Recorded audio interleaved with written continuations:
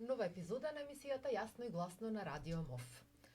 Денеска, инспирирани од случајот Јавна соба, со нашите соговорници зборуваме за тоа колку средношколците се запознаени со сајбербулингот, зошто се случи Јавна соба, но и дали воопшто постои клуч за таа да биде заклучена. Гости во студиото на Радио МОВ денеска се оние кои што се можеби најзасегнати, средношколците, па затоа ги имаме Емилија Митовска од иницијативата Шер, која што работи на подигање на свеста за менталното здравје кај средношколците.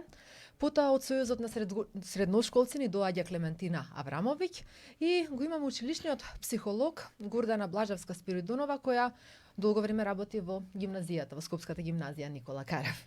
Ви благодарам за вашето учество и да почнеме од она прашање кое што многумина го поставуваат. Тоа е зошто се случи Јавна соба и како се доведовме до таа да ни се случи. Клементина, Емилија, јавноста е се уште шокирана од тоа што се случи, ама верувам дека голем дел од средношколците па и не се нешто премногу изненадени. Колку често се соочувате со вакви ситуации? Можеби не од волкав обем, меѓутоа сепак со споделување на одредени фотографии, коментирање на нив и потоа изнесување на нив во јавноста. Колку често се случува помеѓу вашите врсници и како да се справиме со тоа? Емилија? Па, би рекла дека се случува прилично често. Од кога се запиша во средно, па до сега, мислам дека дури и во основно, имало многу ситуации каде што се споделувале слики од девојки или се фотошопирале слики со лицата на некои девојки. И да, како што рековте, воопшто не беше ово изненадување, тоа се случува постојано. Можеби не се прават вакви групи каде што има премногу учесници, ама најмногу машките споделуваат такви фотографии од девојки. И не толку често ги среќаваат овие работи. Затоа дури кај нас средношколците не е некоја топ тема, повеќе се зборува за некои други работи отколку за Јавна соба, бидејќи тоа им е веќе влезено, не знам, во рутина. Тоа за нив не е толку невообичаено, меѓутоа многу е добро што сега овој случај можеби, мислам, не можеби, тука е стварно страшен, меѓутоа го привлече вниманието на јавноста, па можеби ќе се засегнат повеќето страни за решавање на овој проблем. Дали постои некое клучно совршено решение кое што не знам со една постапка ќе се заврши, би рекла дека не, бидејќи ова потекнува од менталитетот на општеството и родовата нееднакво, затоа и се случува машките да споделуваат, мислам најчесто машките споделуваат слики од девојчиња и девојчињата се оние кои што всушност се жртви нели во овој процес. Се случува некогаш и обратното, имате такво искуство? Да, ама никогаш во контекст на срамење на машкото. Исмејување. Да, мислам дека многу помалку речиси никогаш не се исмејуваат машките, затоа дури многу девојки добиваат такви слики без согласност од машки, што е исто така друг проблем, ама е подеднакво страшен. Така што многу поретко. Така. Средношколците се живеат во еден свој свет, дигитален свет, не залудно ги нарекуваме дигитална генерација. Сега од друга страна се професорите, психолозите, па институциите. Како психолог кој што работи во едно скопско средно училиште, дали вие бевте изненадени кога слушнавте за Јавна соба? Самата не бев изненадана, бидејќи на овие теми насилството, булингот, врсничкото насилство и сајбербулингот е нешто што го работам превентивно со младите веќе со години наназад, барем во нашата гимназија Никола Карев. Најчесто ги работам задолжително со учениците кај нас од прва година, така да кога ги дефинираме формите на насилство и на некој начин се обидуваме разговорно, ги дефинираме процентот на застапеност на различните форми на насилство, ги добив сите овие содржини од нив. Од нив го научив терминот роуст и културата на роустање. Од нив ги научив термините nudes. Од нив научив интересен е начинот на кој што младите зборуваат за ова, задоволството. во озборувањето, подготвеноста и на момчињата и на девојчињата да ги осудуваат девојчињата кои ќе се решат во некоја форма да споделат, да ги нарекуваат, се извинувам, ќе го потребам изразот кој што се користи меѓу младите курва. Кога се обидувам да, например, едно момче вака рече, што беше многу пооблажена верзија, говоревме за кога се буди, подготвеноста за партнерски односи, за момчиње, за врски за девојчиња, и тој рече, замислете, јас имав другарка, познаничка во 8-9 оделение која се бакнала со 17 момчиња. Добро, викам, се извинувам, викам, ти ако бакнеш 17 девојчиња, викам, шо е тоа, ти си фраер? По ликовите и на девојчињата и на момчињата можеше да се види осудата, која ја пременуваат на рамки на половите. Јас можам да го разберам кај машкиот пол, меѓутоа кај женскиот пол, што мислам, ова дури е тешко и кај девојчињата. Да се говори за свесност на кој начин си го прават самите на себе ова насилство. Оно што јас го имам како впечаток е дека тие рационално потполно го разбираат терминот насилство, потполно го разбираат термините омалуважување, исмевање, подсмевање, меѓутоа емоционалниот компонент дефинитивно недостига во однос на препознавање на страдањето и незадоволството кај жртвата, односно непрепознавање дека има жртва.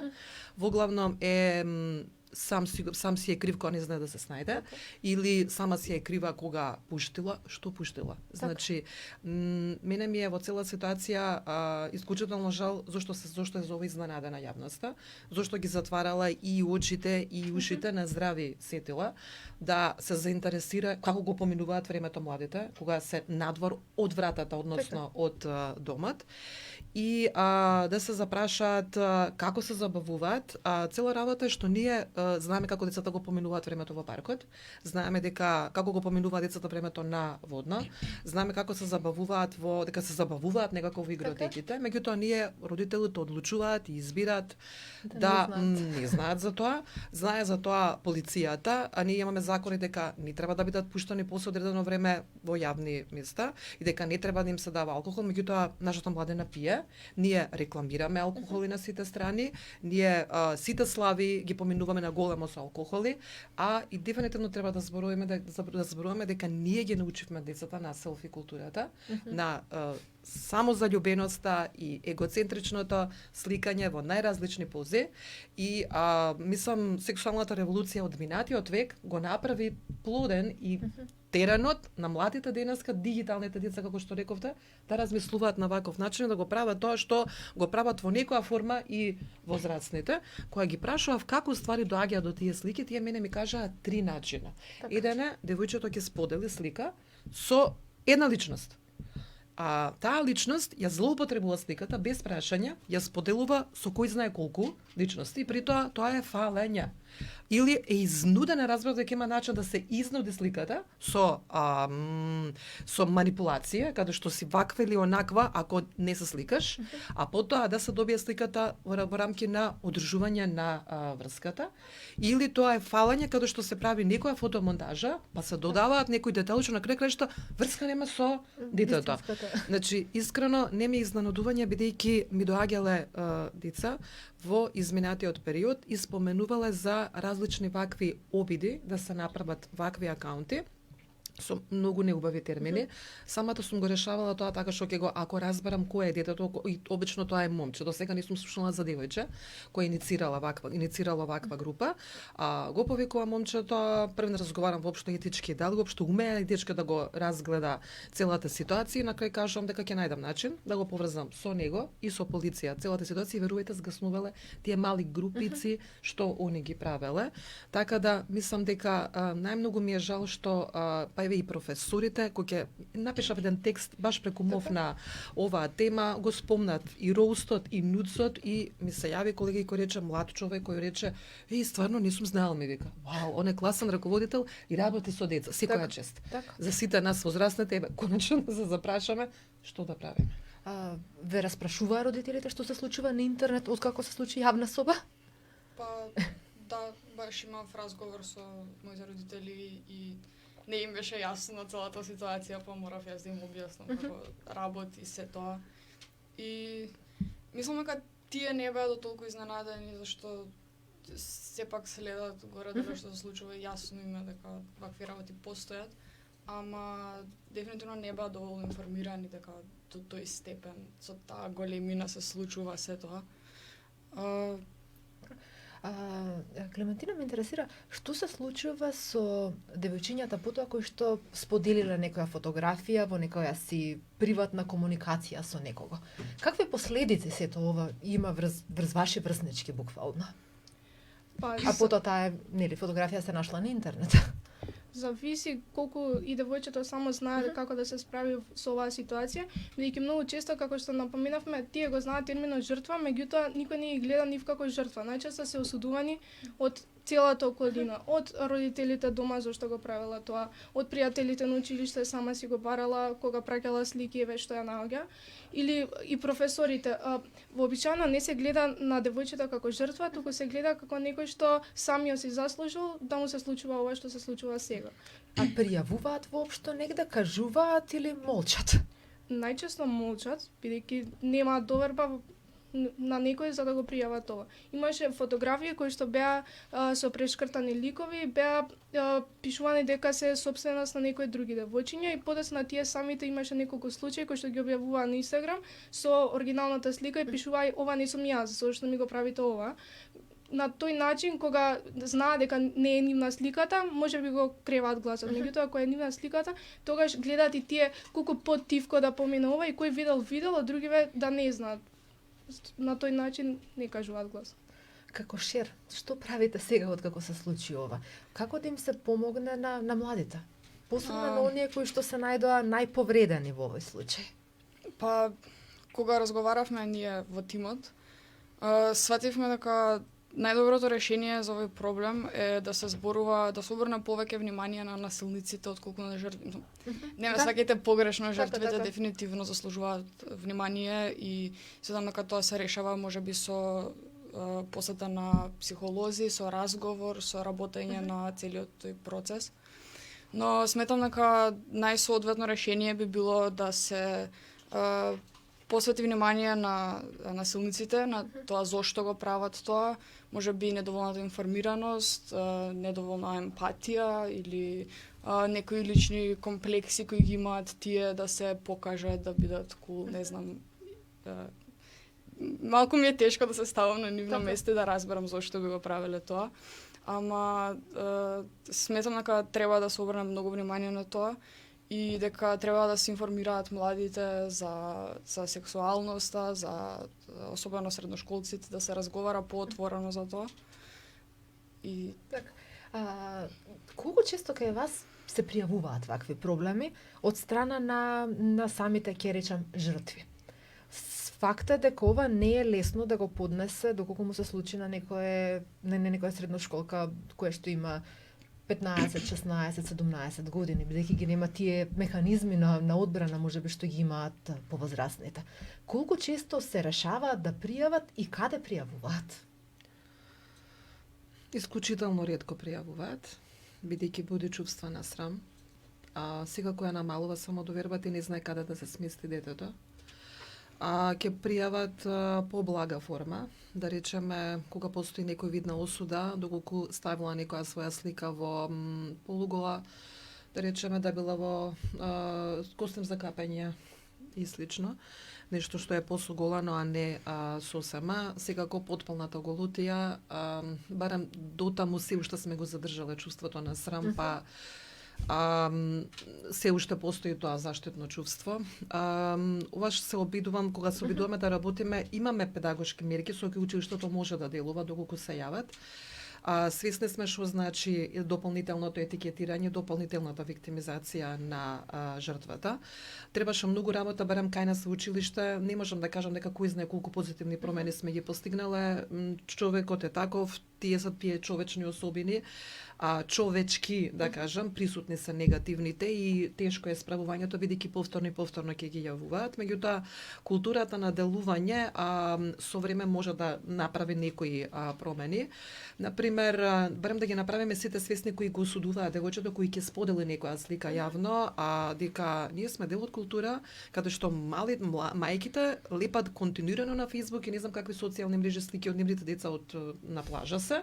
И сега наеднаш детето порасна пораснало, младо е, сега, ама тоа има неколку години разлика и са наеднаш се сексуализира ова значение и се придаваат секакви особини на млад човек кој расна во култура на голотија. Мислам, ние знаеме дека денешните спотови ние им презентираме таква култура на младите, медиумите, познатите бендови музички во светот, познатите спотови кои сите ги гледаат, се на не знам какви топ листи, сега најнаш кој ќе го направи, се најнаш сите го сутоме, ние континуирано праќаме спротивни сигнали и пораки на младите луѓе, а потоа ги осудуваме за нешто што го прават сите, само затоа што се нашла во некој фокус, што некој се решил на некој начин да го искриви.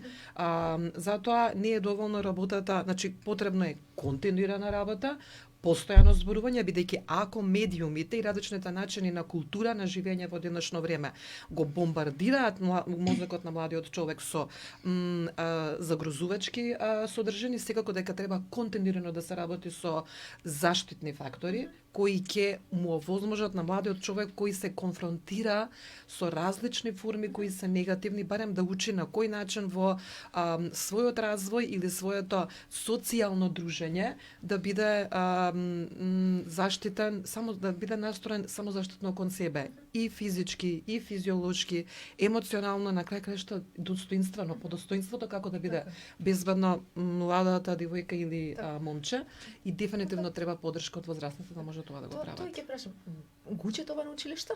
Не. Ни приближно. Потребно ви е? Да. Сте реагирале негде, можеби, верувате дека можат да ви излезат во престрет? Мислам дека темата за сексуално образование и за работење на не само конкретно за секс, пример, туку општо за врски, за односи меѓу дури пријатели или партнери, се едно, е тема која воопшто не се споменува во формалното образование, а е премногу потребна.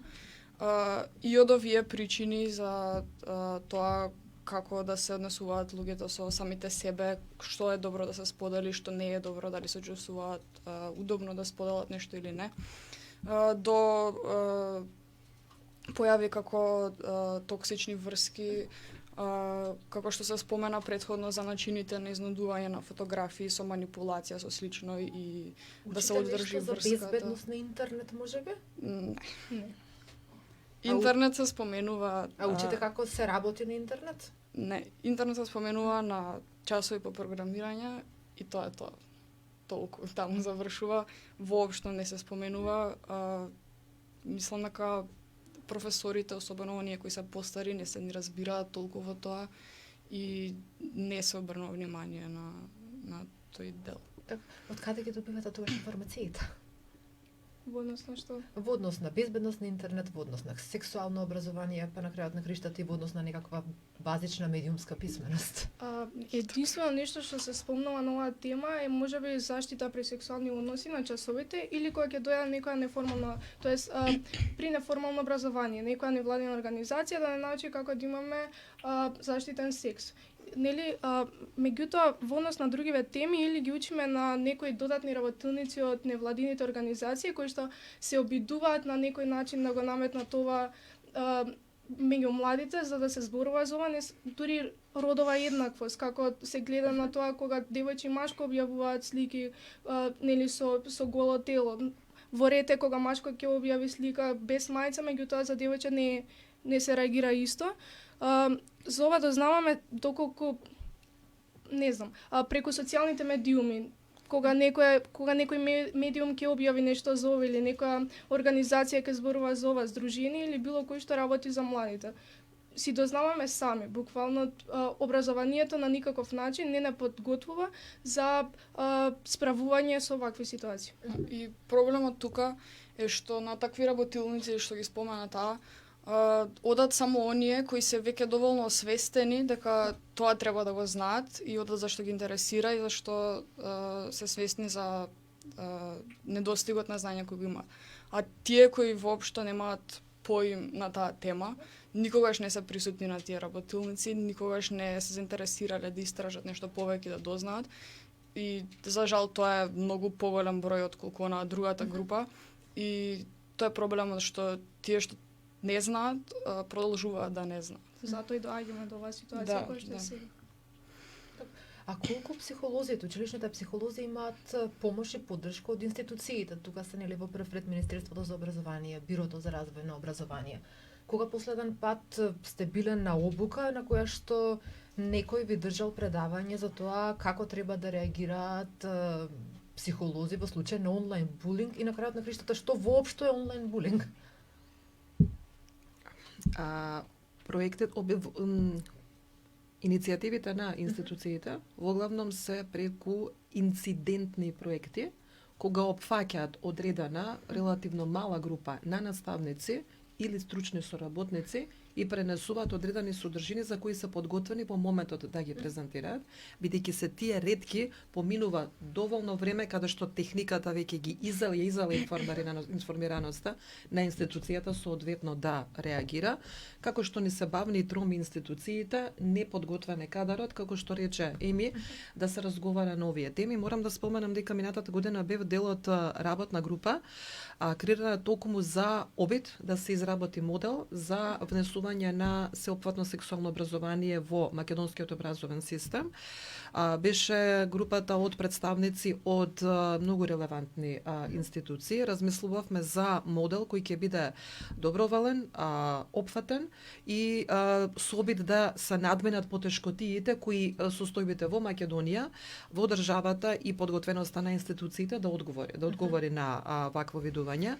Сериозно размислуваме како да ги убедиме тие кои ги носат политиките и одлуките за буџетите да се финансира на ваков начин, ова да влезе како нешто задолжително дел од македонскиот образовен систем и без оглед на многуте статистики кои се понудени за земји во светот кои што години наназад веќе им е поведено како задолжително предмет сексуалното образование и исклучителни се спадот на бројките во несакана бременост, сексуално преносливи болести и културата на младите во однос на себе познавањето и познавањето и сногењето во партнерските односи. Докаде ќе биде целата таа, мислам дека сега се обидуваат некој пилот проект да направат. Меѓутоа, секако зимаме в предвид ова што веќе го спомена двете девојчиња тука, дека секако сериозна работа треба со возрастните, за да се пронајде добар начин на комуникација со младите и за да тие бидат подготвени да зборуваат. Ова се чувствителни теми, во главном најчесто не значат дека има доверба да се зборува на овие теми и треба да се најде начин на кој што младиот човек ќе биде во склоп со времето каде што отворено се говори за сексот, а потоа тешко се говори за сопствените искуства. Морам да кажам дека искрено до мене доаѓаат нешто когаш можна загрижувачки информации за присуството на родово базираното насилство.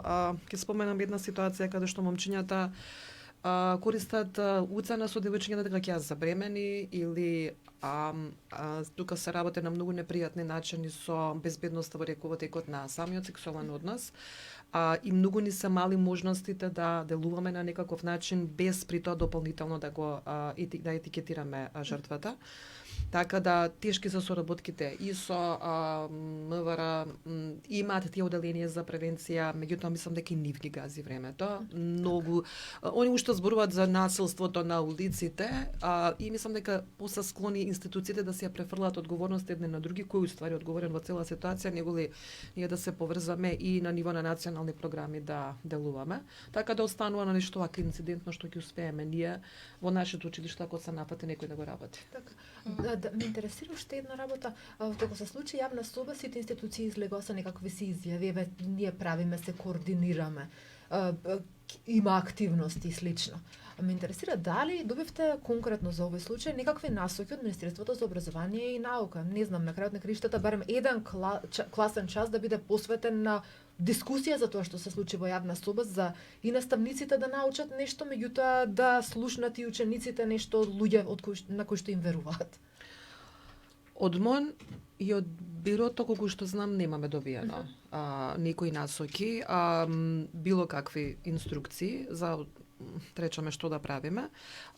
Пошто е нешто што се вика активни стручни соработници на ниво на стручните соработници во средните училишта. Соработуваме доста добро со оделението за секторот за образование во град Скопје. Таму раководителот е мощно соработлива. Ние самите веќе направивме иницијатива меѓу себе, иницијатива. Просто разменивме и ние што ќе направиме во нашето училиште и ние предвидуваме еден ваков час во гимназија Никола Карев на класниот. И јас самата се размислам како ќе ги убедам и ќе јас ќе им понудам точно содржини со клучни точки, дискусиони прашања на моите со тие психолози кои што ги немаат информациите што вие ги имате. Има многу средни училишта, па и основни училишта низ земјава.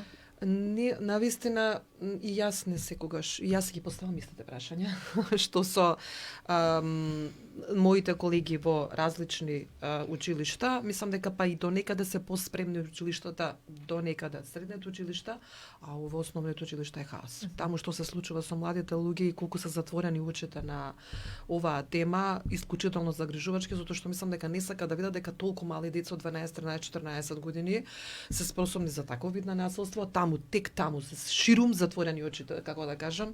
Така да не знам веќе каков ментален шамар ни треба на нас возрастните, се соземеме и најсериозно да почнеме да бараме начини некој да го искоординира се во и да почне да се работи, бидејќи некако вака сите инцидентно по институциите ги креваме раменцата, некој прави малце повеќе, некој не прави ништо и мислам дека ова за недела две ќе престане да се зборува за ова и пак ќе остане ништо ако ние вака правиме иницијативи. Би сакала да се надоврзам на овој момент за сексуалното образование за возрастните, затоа како тие не се свесни дека децата многу порано влегуваат во тој свет. Имам лична случка каде што разговаравме со професор сосема случајно за сексуално образование и знам дека имаше пилот програма во некои основни за тоа, не знам точно каде, не е ни важно. И имаше коментар од типот на што има сега керка ми толку мала да учи на тие години за секс. И мислам дека треба да се разговари со возрастните.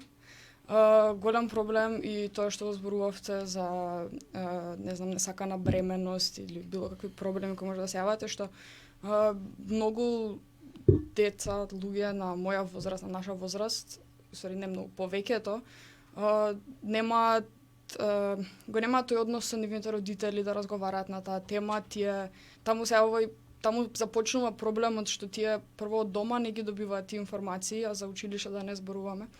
И мислам дека треба возрастните многу да се освестат во тој поглед, дека треба да се разговара со нивните деца за да можат тие да се чувствуваат послободно да споделуваат такви проблеми со нив или да бараат совет и да не се толку затворени во тој поглед, зашто ето очигледно и тие осудуваат ако има сексуално образование на помали деца, зашто не се информирани за тоа како новите генерации функционираат на крајот на криштата. Би се случило некогаш да дојде родител или друг професор да побара совет од вас? За овие теми, како сексуално образование, како споделување слики на интернет, како сексуалната тема се уште се избегнува на големо меѓу возрастните. Ако воопшто ја почнеш да ја говориш, освен со најблиски пријатели, дури ни со колегите го добиваш оној здрвен израз, израз на лицето, на телото, неподготвеност да се зборува, неумење како да се зборува, затоа и не ни прашуваат. Нас се уште ни е најудобна позицијата како ние, да не ме разберат погрешно, има една фигуричка на 3 мајмумчиња со рацете на очите, на ушите и на устата и јас ништо не гледам, не слушам и не зборувам, обидувајќи се да се... Ја мислам дека има родители кои умеат да зборуваат со своите деца и тие се реткост. Една голема категорија одбива да согледа дека детето е сексуално битие, како што е социјално, емоционално, интелектуално битие и сексуално битие од своето раѓање. И има една категорија на родители кои се уште смета на абстиненцијата до 18 години, дека на тој начин ќе биде безбедно детето, меѓутоа повторно фактички ние зборуваме дека во голема мера се користи механизмот на негирање. Како да се справиме со последиците и дали има клуч за јавна соба? Ова е дигитална генерација, средношколците знаат многу повеќе од оние возрастните кои што креираат политики, кои кажуваат што и како треба да се прави. Сега, што треба да направиме за повторно да не биде целата јавност изненадена од една нова јавна соба? Информирање, просто, толку да се споделуваат информации. Да, креање на свесност за оваа тема не само меѓу учениците, кои што да треба многу да се работи со нив, меѓутоа и со родителите, бидејќи ова е стварно табу тема кај нив. Како може да се зборува за секс или за било што поврзано со тоа, па на некој начин да се крене да се даде до знаење дека ова е важна тема која што родителите полека треба да започнат да ја зборуваат со своите деца, меѓутоа и професорите и да се внесе во училиштата и да се разговара нова не само на еден час кога по биологија учиме за репродукција, туку постојано и не на класни часови, бидејќи и професорите не се доволно стручни за на нас, тие не знаат начин како на нас да ни пренесат информации во однос на ова. Ни требаат добро обучен кадар кој што навистина би знаел како да ни го пренесе знаењето и не само оние информации кои што лесно ги добиваме, туку целосно да се зборува за тоа длабоко за учениците да сватат дека постои ова како проблем и да најдеме едно вистинско решение кое што треба да се реши. Не би кажала дека постои еден клуч со кој што може да се заклучи ова и не е само јавна соба, бидејќи функционира на многу социјални мрежи, дури се правеа Инстаграм акаунти каде што се објавува вакви работи, дури што беше Скопје спотат или не знам како беше точно нарекувано, се загрозува приватноста на учениците и тоа е тренд. Кај нас е кул да се зборува за тоа или да се смејува некоја девојче. Мислам дека треба да се најде едно решение каде што би биле вклучени повеќе страни, за да може на повеќе нивоа да се делува, за да се реши ова на менталитетно ниво. Дали како општество сме подготвени ова да го направиме што го препорачуваат средношколците и дали сакаме? Има невладени организации кои години назад се обидуваат да посочат дека нова треба да се работи. Има невладени организации и групи, па и по индивидуалци, мислам, сакам да кажам професионални деца кои може да работат на ова. Информирање треба да се прави и едуцирање треба да се прави. Единствен начин да му се помогне сопствениот народ да се подигне свеста е да се подобри едуцирањето и да се донесат правилните информации, за да барем да може да има правилен став кон информациите кои ги прима секојдневно младиот човек или возрастниот. Мислам дека и возрастните сериозно и родителите биле загрижени кој е најправилен начин на оваа тема да се разговара со децата и самите да завземат став и подготвеноста да прифатат дека е детето сексуално битие. Мислам дека еден возрастен маж кој на некој начин размислува кога гледа жена, секако не би сакал во сите тие теми да размислува за сопствената ќерка и не би знал како да се снајде со тој разговор и што да му каже на сопственото девојче кој сигурно како принцеза го гледа. Така да треба да си ги преиспитаме и самите ставовите, да се преиспитаме каде се наоѓаме во современо време и да размислуваме клучеви, нити можеме да заклучиме, тоа е веќе отклучено. Тоа е веќе завлезено, ние сега само како возрастни гледаме дека гледај што правеле младите, додека ние седеме дома и гледаме телевизија, говориме за политика, пцуеме, исто така на истите социјални мрежи во некоја форма што постојат меѓу возрастните и да бидеме свесни дека можеби нашава младина Скопје, Белград се меѓу најмладина која е тотално запоставена. Значи нема надзор, не функционираат заштитни механизми, не функционираат правила кои се за тоа креирани, не функционираат органи кои ќе овозможат оваа заштита кај младите, не функционираат едукациони центри, центри за родителство, па треба да ги општините да ги формираат и сигурна сум дека има професионалци кои наназад психолози се едуцираат да говорат на вакви теми и начини години наназад. Ова може да се прави во училиштата треба да ги отворат училниците и да дадат термин во 8 часот еднаш неделно да може кој сака да дојде. Јас сум го пробала ова да го правам за превенција за употреба на други. Знаете колку родители ми дојда, тоа беше понудена опција за работилници на сите класни часови на тој период дојда 3 родителки. На наредната дојдоа 22. Са превенција до употреба на други, можеме да пробаме на оваа тема да видиме колку родителки дојдат, кога се нуди бесплатно. Така, добар предлог, можеби кој што и институциите треба да го слушнат. Ви благодарам на сите што ја следавте оваа епизода на Јасно и гласно. Ви благодарам и вам за гостувањето. Случајот Јавна соба го проговоривме и тука во Радио МОВ во оваа дискусија. Ќе ги следиме и сите случувања поврзани со тоа во претстојниот период. Благодарам.